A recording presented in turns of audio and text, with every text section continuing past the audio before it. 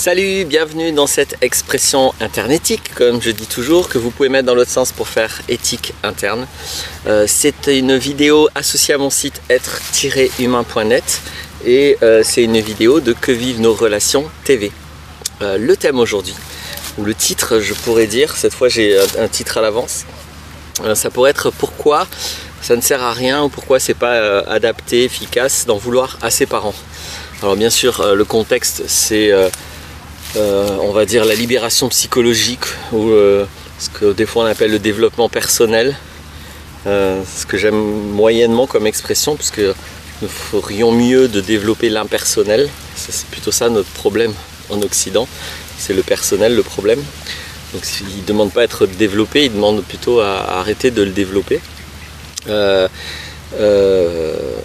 Non pas que c'est un problème le personnel, hein, mais il est bien largement développé dans notre société. Donc vous appelez ça comme vous voulez, mais disons que quand je vais vivre des troubles psychologiques, ou quand je vais avoir une partie de moi qui finalement me pose davantage problème que ce qu'elle me porte de solution, souvent, quand je vais chercher un petit peu d'où ça vient, si je regarde un petit peu grossièrement, je vais en arriver à l'idée que ça vient de ce que j'ai vécu enfant avec mes parents. C'est le grand classique, c'est pas toujours comme ça que ça marche, mais très souvent, moi effectivement, quand je fais des échelles émotionnelles, je pense, j'ai pas fait de statistiques précises, mais la grande majorité des cas, on arrive à papa et ou maman.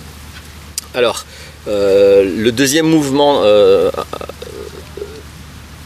simple, on va dire, le deuxième petit mouvement simple qui vient une fois qu'on constate ça, c'est éventuellement de leur en vouloir, ou en tout cas de considérer qu'ils sont responsables d'une partie de nos problèmes ou de notre fracture intérieure ou fracture affective, etc.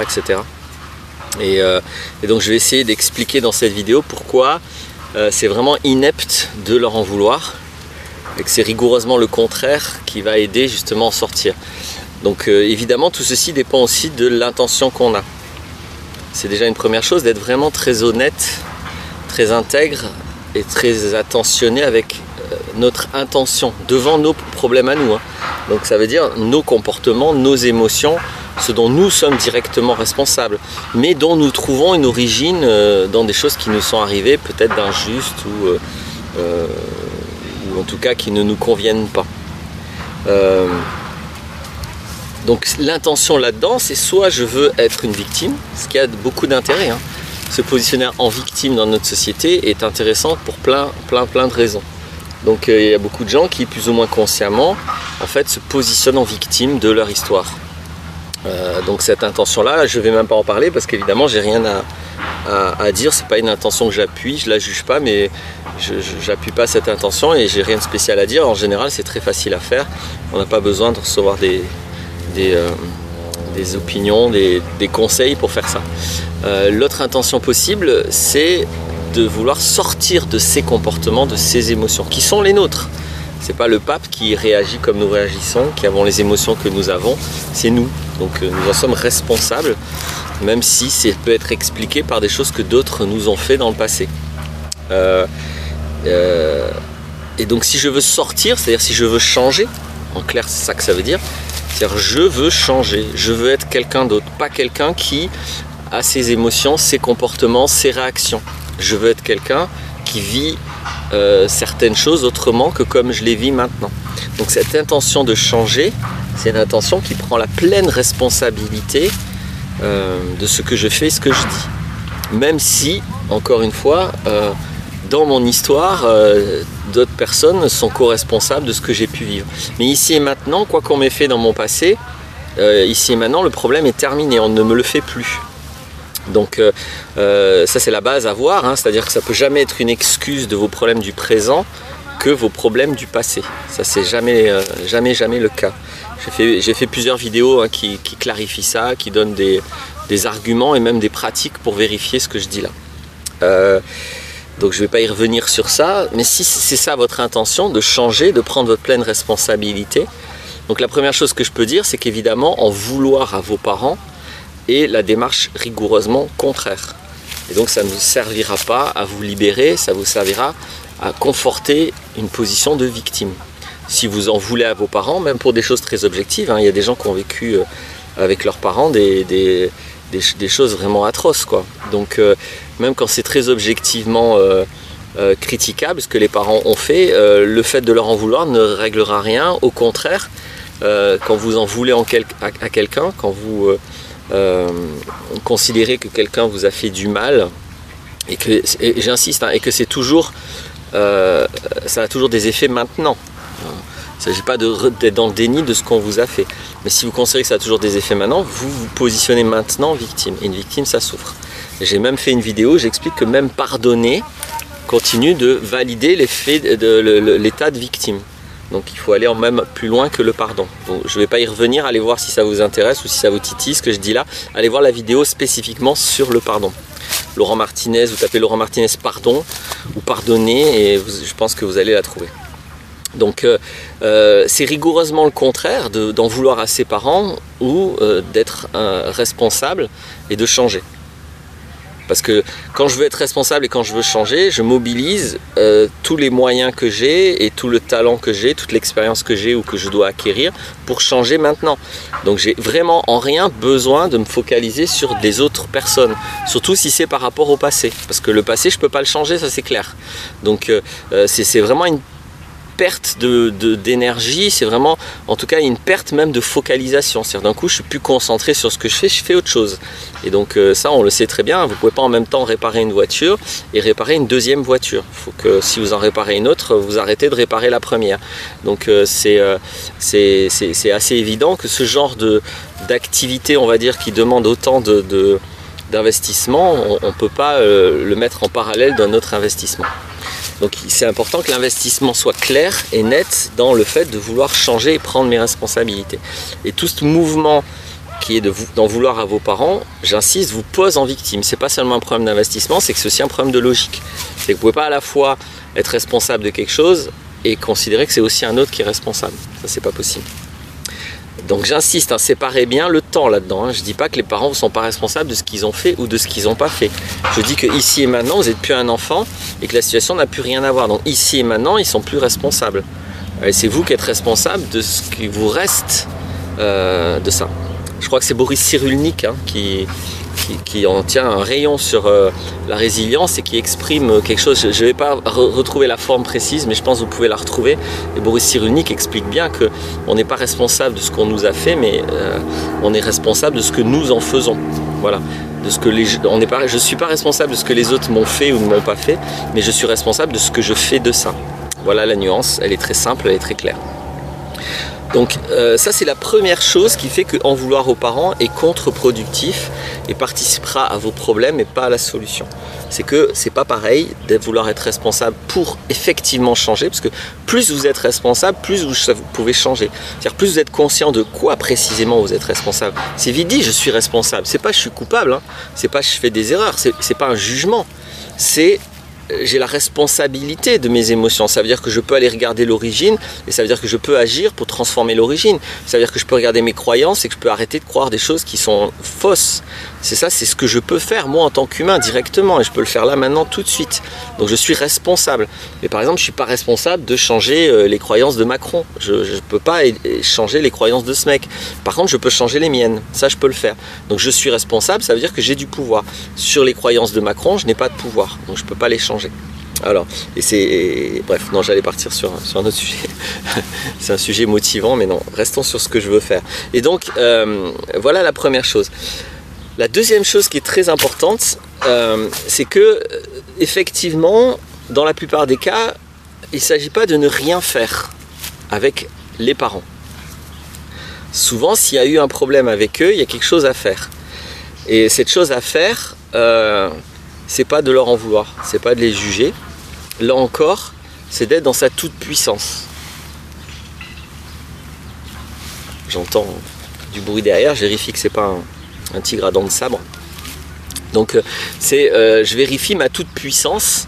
Je vis et je mets en œuvre ma toute-puissance à l'égard de ce qu'ils sont maintenant. C'est-à-dire, encore une fois, le changement c'est maintenant. Donc là maintenant, je suis un adulte, mes parents sont des adultes. Donc il faut que j'installe une relation d'égal à égal, il faut que je devienne qui j'ai envie d'être devant mes parents.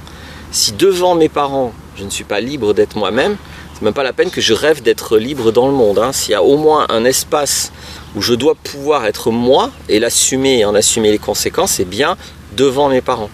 Et ceci ne consiste en rien à leur en vouloir. Parce que là, si je leur en veux, je reste le petit enfant qui leur reproche ce qu'ils ont fait ou ce qu'ils m'ont pas fait quand j'étais enfant. Aussi bien dans le rôle de parent, quand je suis un enfant, ils ont des responsabilités, en tout cas dans notre culture. Mais bon, une fois que je suis un adulte, après, les responsabilités, ça devient vraiment de l'ordre du néant, ou en tout cas, ça devient vraiment de l'ordre du choix des individus. Une fois que vous êtes adulte, normalement, vous ne pouvez plus compter sur vos parents comme vous avez besoin de compter sur eux quand vous étiez enfant. Donc clairement, la situation change. Vous n'êtes plus un être dépendant, vous êtes devenu un être indépendant. En tout cas, c'est ce qui est à changer si vous ne l'êtes pas. Si vous n'êtes pas indépendant, pour devenir indépendant, il faut être indépendant devant ses parents. Tout bête, hein, mais c'est évident. Et donc être indépendant, c'est pas leur en vouloir. Parce que leur en vouloir, c'est continuer d'être un enfant devant eux. Donc c'est encore une fois entretenir le problème. La plupart du temps, un problème psychologique, c'est simplement des conditionnements infantiles, c'est-à-dire que j'ai acquis trop tôt dans ma vie, dans mon enfance, par rapport à des situations qui me sont arrivées trop tôt, qui ont été traumatisantes, parce que je n'avais pas l'âge de gérer ça, j'aurais pas dû avoir à gérer ça, mais bon, j'ai été confronté à ça, donc le ça, mettez-le, conjuguez-le à votre personnalité, à votre histoire à vous. J'étais trop tôt confronté à ça, et du coup j'étais obligé de mettre en place des solutions, mais c'est des solutions infantiles, parce que j'avais pas la maturité de gérer ça. Et donc ces solutions infantiles, en général, je continue à les appliquer par reconduite implicite de mes habitudes au quotidien. Mais il y a toujours un jour, un moment donné, un instant où là je peux me dire, bon, j'arrête avec ça, quoi, stop. Je vais arrêter de me comporter comme ça quand il se passe ça. Maintenant, je vais me comporter autrement. Alors au début, ça fait peur. Si on ose le faire quand même, ça permet à votre cerveau de créer des nouveaux réseaux de neurones et de changer. Changer, c'est ça, hein, concrètement. Si votre cerveau n'est pas surpris dans une zone d'inconfort, dans un espace où il n'a jamais été, il ne peut pas créer des nouveaux réseaux de neurones. Donc si vous restez toujours dans votre zone de confort, à faire toujours les mêmes choses, vous entretenez les problèmes. Vous ne risquez pas de mettre en place la moindre solution. Donc, en vouloir aux parents n'est pas ce que moi je conseillerais comme attitude adulte et responsable et indépendante. En général, ça implique de prendre une décision relationnelle. Alors là, moi, je ne vais pas à vous dire laquelle, parce que c'est votre vie, c'est pas la mienne. Mais là, maintenant, vous savez qui est votre père en tant qu'humain. Hein. À la limite, que ce soit votre père, c'est pas ça qui compte. Vous savez quel est son comportement, vous savez quelle est son attitude, quelles sont ses valeurs. Pareil avec votre mère, vous savez ça. Et donc, en tant qu'adulte, c'est très important de décider, ok, qu'est-ce que je veux comme relation avec cet homme et qu'est-ce que je veux comme relation avec cette femme.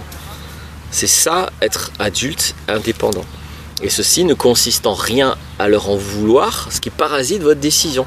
Votre décision, c'est le plus elle est libre du poids culturel lié au fait que ça serait votre père, votre mère, le plus elle sera effectivement libre et indépendante, jusque même dans votre conditionnement culturel. Et même ça, vous le libérez si nécessaire. Et donc là, vous allez trouver une grande puissance, et là, vous allez effectivement solutionner le problème. Parce que vous allez montrer au petit enfant en vous que ça y est, maintenant vous savez gérer le truc. C'est fini l'histoire où j'avais un gros problème avec papa-maman, mais en même temps j'ai besoin de papa-maman. Mais j'ai un problème avec eux, mais j'ai besoin d'eux. Mais j'ai un problème avec eux, mais j'ai besoin d'eux. Bref, c'est inextricable.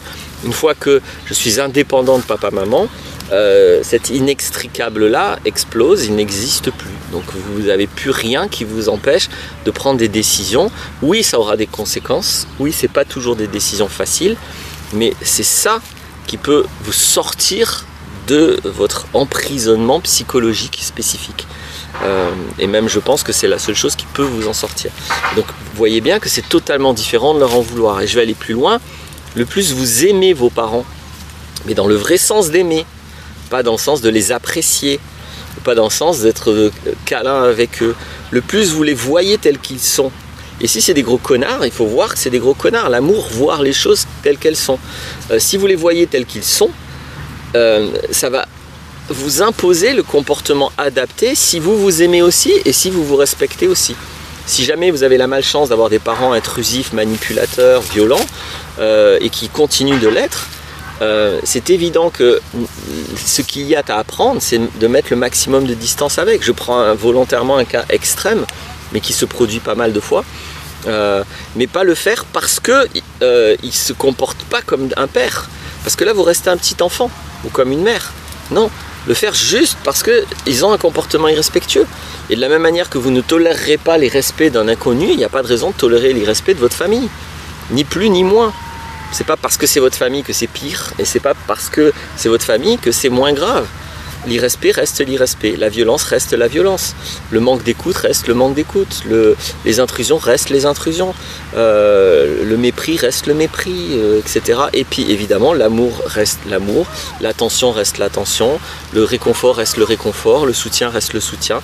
Voilà, c'est revenir au fait des échanges qu'il y a avec ces personnes et prendre une décision adulte, mature, indépendante vis-à-vis de ça. Donc vous voyez que ça n'a rien à voir avec leur en vouloir, ni tout ce qui procède du fait qu'on leur en veut, c'est-à-dire de les juger ou de comparer avec d'autres parents ou de comparer avec des parents parfaits, etc. etc. Tout ceci sont des mobilisations mentales vaines, improductives et infantiles. Ce sont des réflexes. Donc une fois que vous êtes adulte, c'est très important d'aimer suffisamment ces gens pour les voir tels qu'ils sont. Et j'ai déjà fait des vidéos sur ce genre de choses. C'est pas parce que vous les aimez que vous devez continuer à les côtoyer. Si en aimant ces gens, vous voyez que ce sont des gens violents, toxiques, l'amour vous impose de mettre le maximum de distance, parce qu'il ne va pas chercher, il ne va pas non plus s'agir de vouloir les changer. Il n'y a pas d'amour à vouloir changer les autres. Donc vous les acceptez tels qu'ils sont. Mais si ce qu'ils sont ne vous conviennent pas, et ça n'a pas besoin d'être violent, irrespectueux, hein. Encore une fois, c'est pas à moi de vous dire avec qui vous voulez vivre et qu'est-ce que vous voulez partager et avec qui, mais c'est à vous de le vivre. Et soit vous savez le vivre et là vous êtes un adulte indépendant, soit vous ne savez pas le vivre et vous n'êtes pas un adulte indépendant, et c'est important de l'apprendre. Voici mon encouragement. C'est pas la vérité, d'accord ? Donc c'est juste mon témoignage, vous en faites ce que vous voulez. Si ça vous est utile, c'est génial. Si ça vous est pas utile, c'est génial. Voilà, et n'oubliez pas, dans tous les cas, le réel est plus fort que toi. Merci, à bientôt.